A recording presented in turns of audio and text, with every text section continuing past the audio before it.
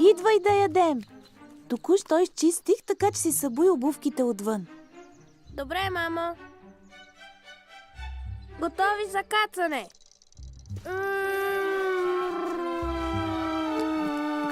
Стефчо!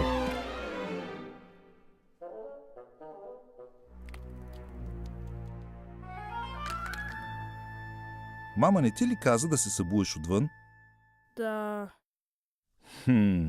Мама се постара толкова много да изчисти къщата. Как ще се почувства, когато види това?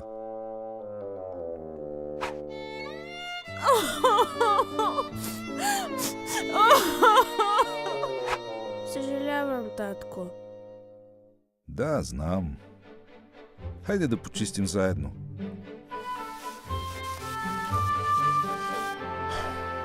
Май не беше много лесно, нали? Да. Виж, ако беше послушал мама, изобщо нямаше да ти се налага да чистиш.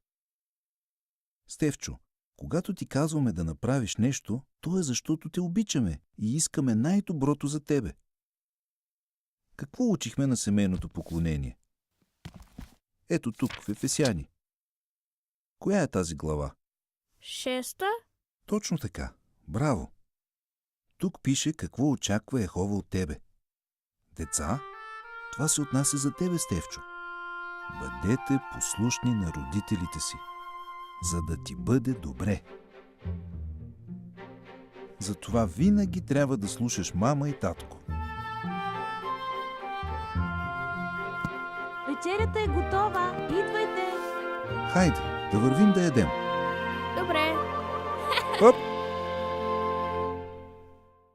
Премести го ей там. Добре. Бип, бип, бип. Спри.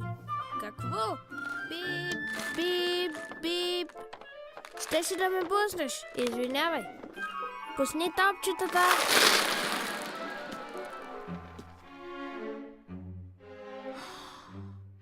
Оле, каква бъркотия!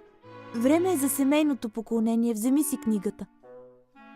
И събери тези топчета, някой може да се подхлъзне.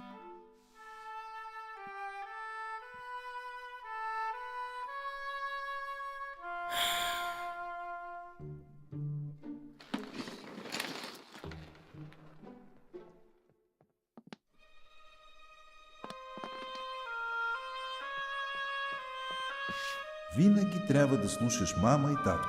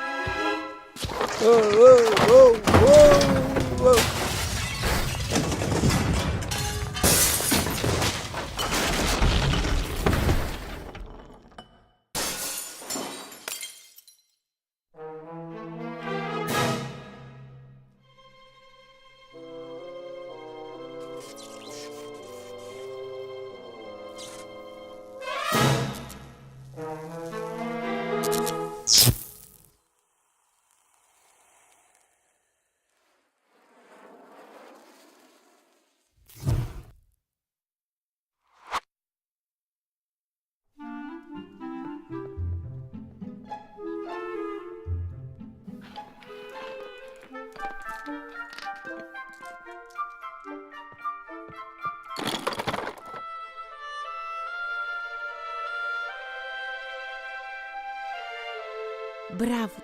Толкова си послушен, гордея се с теб. Хайде, Стефчо, татко ти и сестра ти ни чакат.